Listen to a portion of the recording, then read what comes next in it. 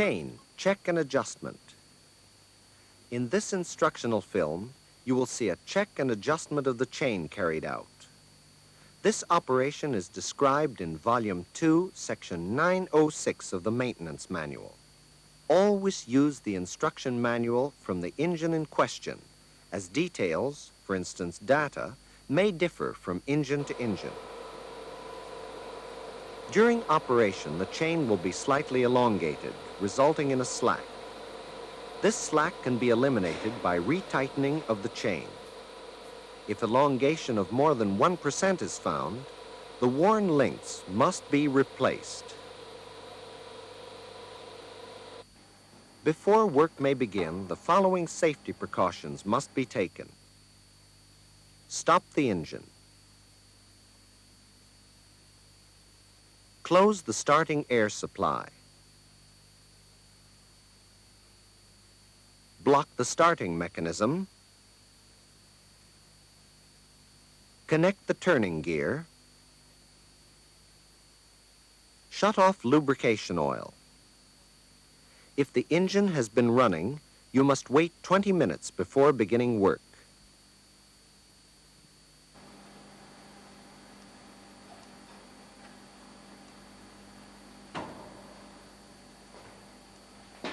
Then open the crankcase cover on the chain housing and secure it with the pin.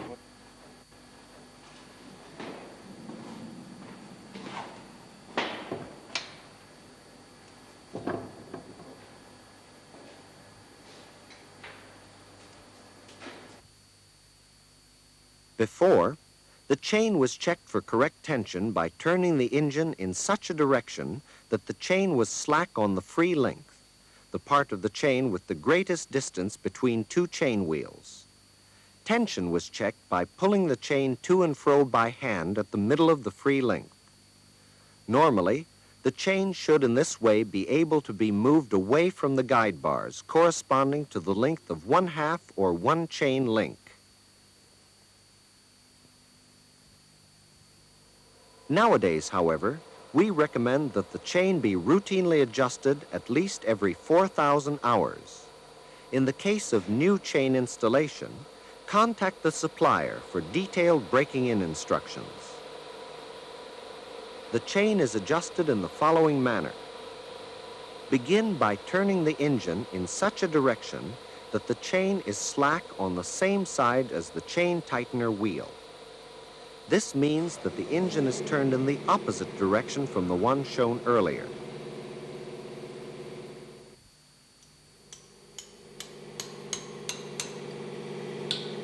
Bend out the locking discs on both the lock nuts on the chain tightener bolt.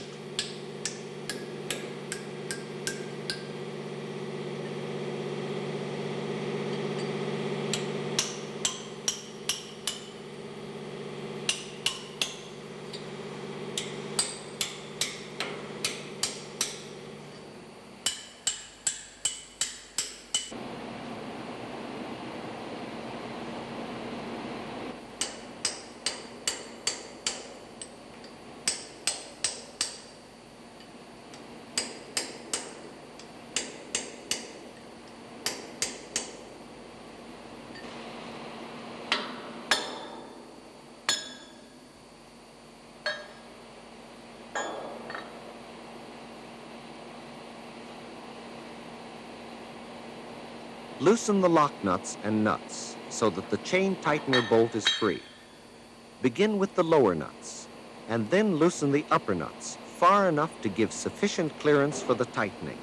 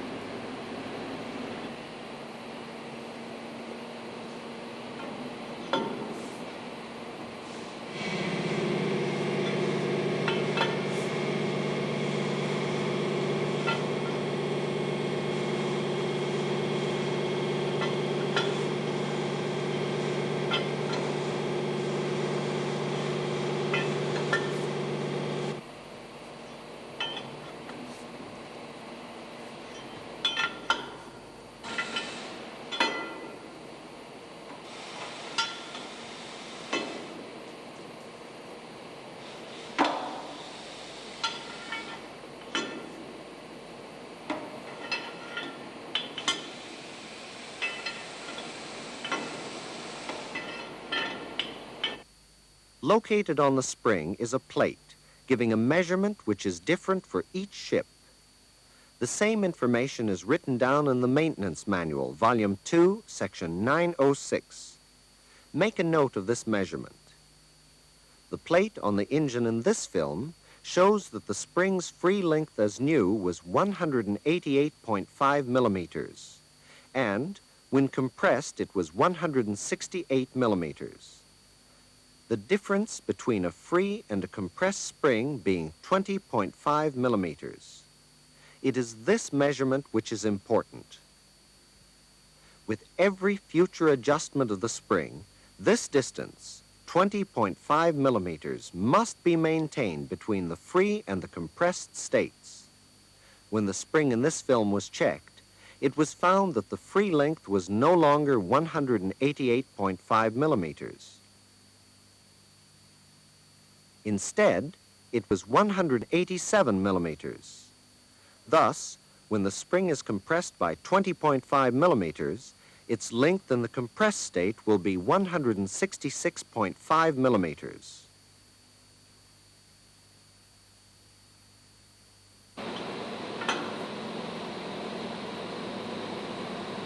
Tighten the lower nut until the spring has been compressed to the correct length, in this case, 166.5 millimeters.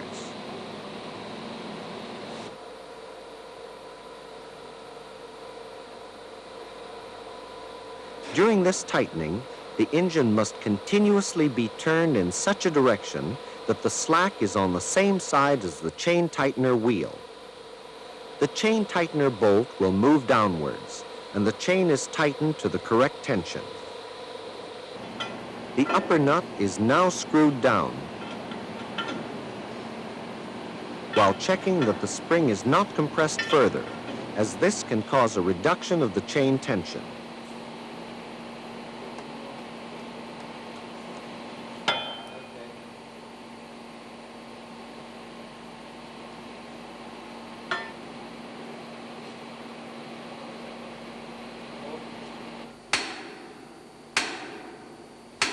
Tighten the upper lock nut and secure both nuts with the locking disc.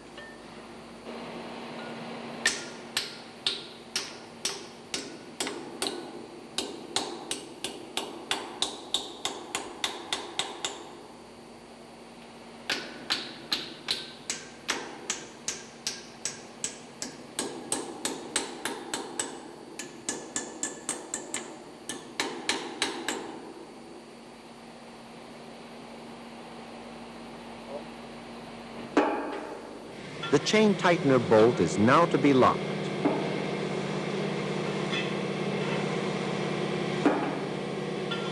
This is done by additional tightening of the lowermost nut until the thrust disc for the spring bears against the distance tube on the chain tightener bolt. This will cause the spring to be further compressed, but it will not affect the chain tension since the upper nuts have been locked into place. When the thrust disc is in place against the distance tube, the nut must be tightened additionally, as indicated in the instruction manual, section 906. For the K90 engine, the nut is turned approximately 40 degrees more. For each engine type, this distance may vary and must be checked with the instruction manual. Finally, in order to lock the chain tightener bolt, the lower lock nut is tightened, and both nuts are secured with a locking disc.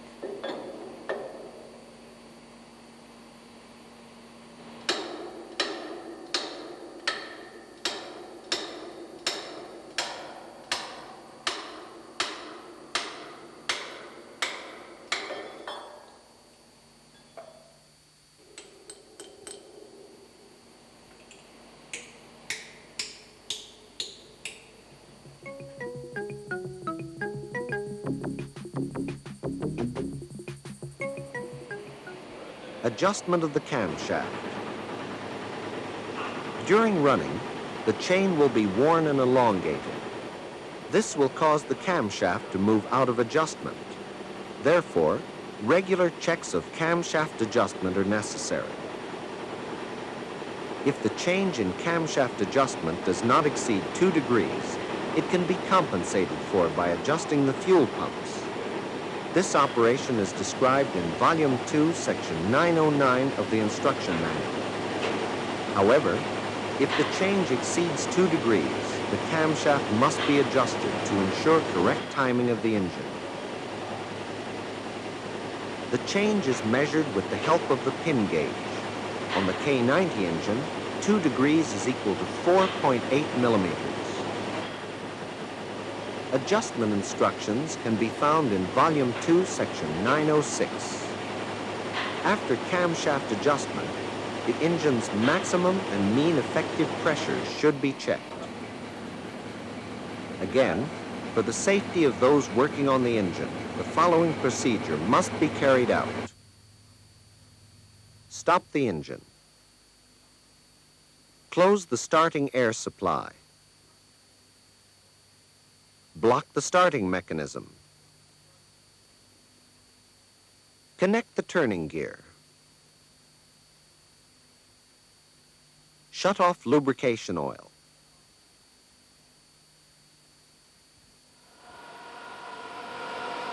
Turn the engine until the marking on the turning wheel indicates that the piston in cylinder number 1 is at top dead center.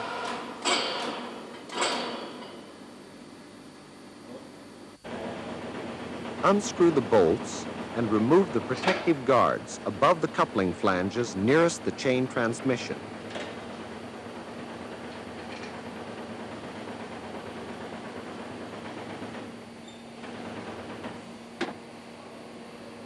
Unscrew the 3 plugs closing the hydraulic tool connections on the coupling flange.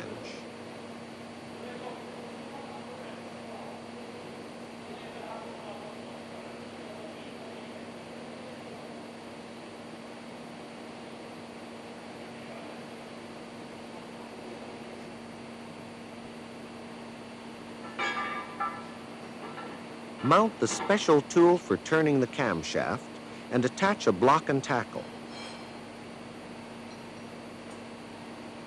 Notice that the tool fits over 2 of the coupling flange bolts.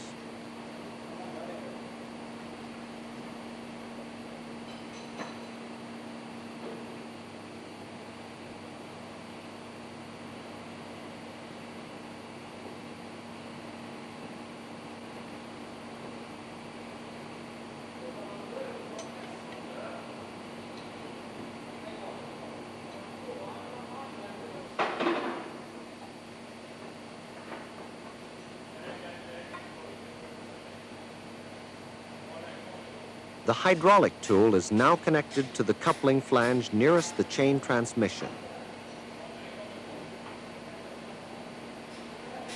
Hydraulic oil can be led through channels to the joint between shaft and coupling flange, hereby releasing the connection. Apply pressure to the hydraulic tool until oil trickles out between the shaft and the flange. Oil pressure should be supplied during the complete adjustment.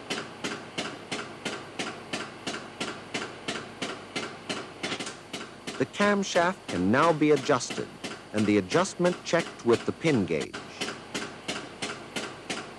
The gauge is so constructed that when the camshaft is correctly positioned, the points of the gauge fit perfectly into 2 holes. One on the camshaft itself and one on the housing wall.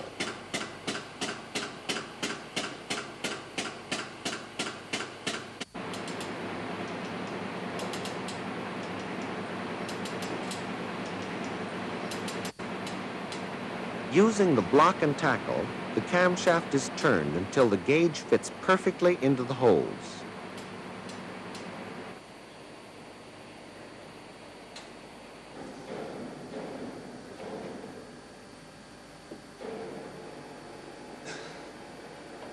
Disconnect the hydraulic tool and move it to the coupling flange on the other side of the chain transmission. Also, move the camshaft turning tool and block and tackle. Repeat the procedure. After the camshafts have been adjusted and the hydraulic tool disconnected, wait at least 15 minutes before refitting the plug screws into the flanges again.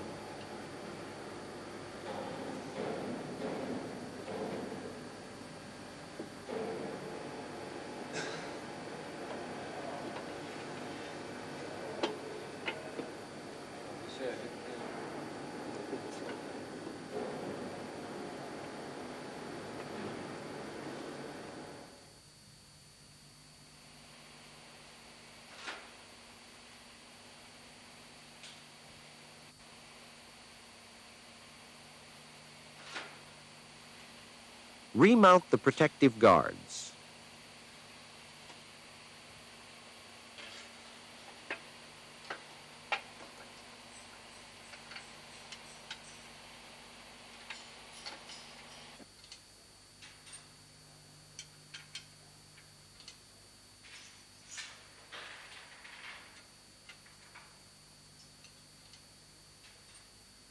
After camshaft adjustment, the maximum and mean effective pressure of the engine must be checked, and it is possible that the fuel pumps must be adjusted.